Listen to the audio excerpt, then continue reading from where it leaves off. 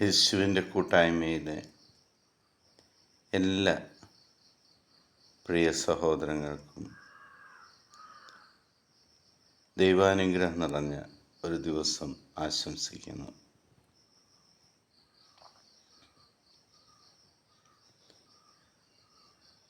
ദൈവം ഇന്ന് നിങ്ങളുടെ ജീവിതത്തിൽ ഇടപെടുന്നതിന്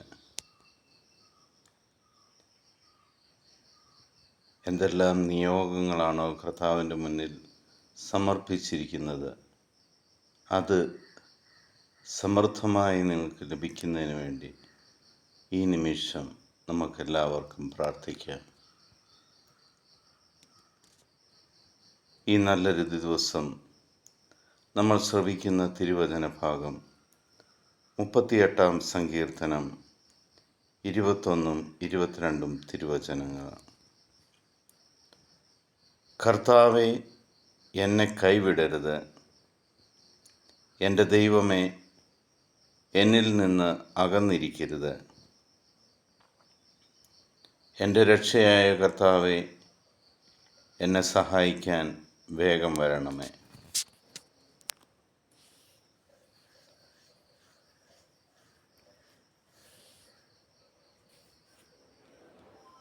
ഒരു മകൻ്റെ അല്ലെങ്കിൽ ദൈവമകളുടെ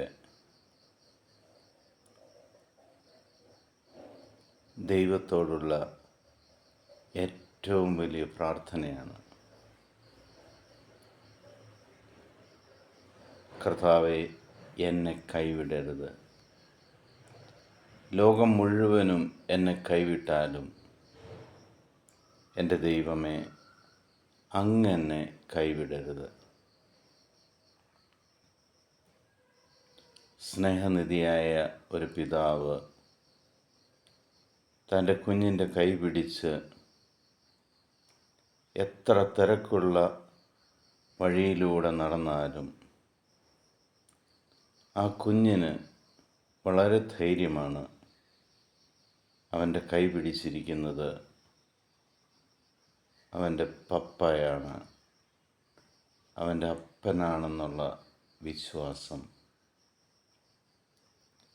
അതേപോലെ ഓരോ ദൈവ പൈതലിനെയും കൈപിടിച്ച് നടത്തുന്നത്, വഴികാട്ടിയായിരിക്കുന്നത് തൻ്റെ പിതാവായ ദൈവമാണ്. ആ ദൈവത്തോട് നിരന്തരം അപേക്ഷിച്ചുകൊണ്ടിരിക്കുക, കർത്താവേ, അങ്ങൻ്റെ കൈവിടരുത്. അങ്ങ് എന്നിൽ നിന്നും അകന്നിരിക്കുകയും അരുത്.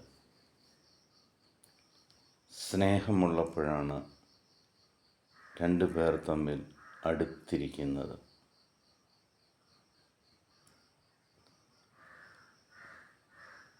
ദൈവത്തിൽ നിന്ന് ദൈവത്തോട് തെറ്റ് ചെയ്യുമ്പോഴാണ് നമ്മൾ ദൈവത്തിൽ നിന്നും അകന്നു പോകുന്നത്.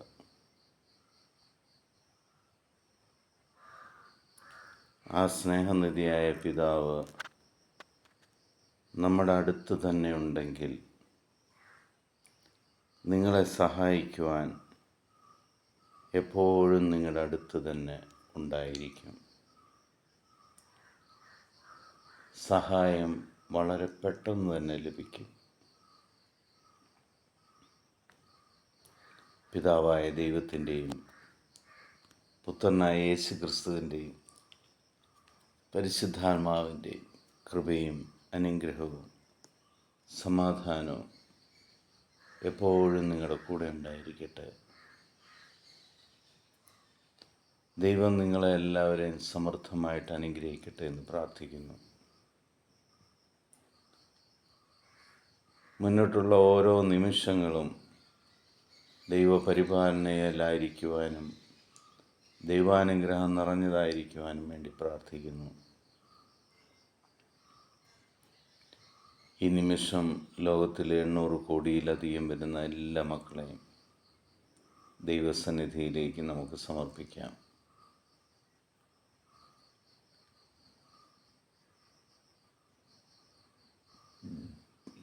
സന്നിസ്ഥരായിരിക്കുന്ന എല്ലാ പ്രിയ സഹോദരികളെയും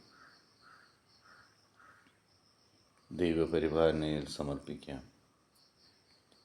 അത്ഭുതങ്ങളാലും അടയാളങ്ങളാലും ദർശനങ്ങളാലും യേശുക്രിസ്തുവിൻ്റെ സാന്നിധ്യം എല്ലാവരും അനുഭവിക്കുവാനും ദൈവത്തെ നേടുവാനും ഇന്നത്തെ ദിവസം അവരെ സഹായിക്കട്ടെ എന്ന് പ്രാർത്ഥിക്കുന്നു. ലോകസമാധാനത്തിന് വേണ്ടി പ്രാർത്ഥിക്കാം. യുദ്ധങ്ങൾ ഒഴിവാകാൻ വേണ്ടി പ്രാർത്ഥിക്കാം. സമാധാനത്തിൻ്റെ ഏറ്റവും വലിയ ദൂതനായ യേശുക്രിസ്തുവിൻ്റെ സമാധാനം സന്തോഷപൂർവ്വം നിങ്ങൾക്ക് ഞാൻ പങ്കുവയ്ക്കുന്നു. ഈശോ മിശിഹായ്ക്ക് സ്തുതിയായിരിക്കും.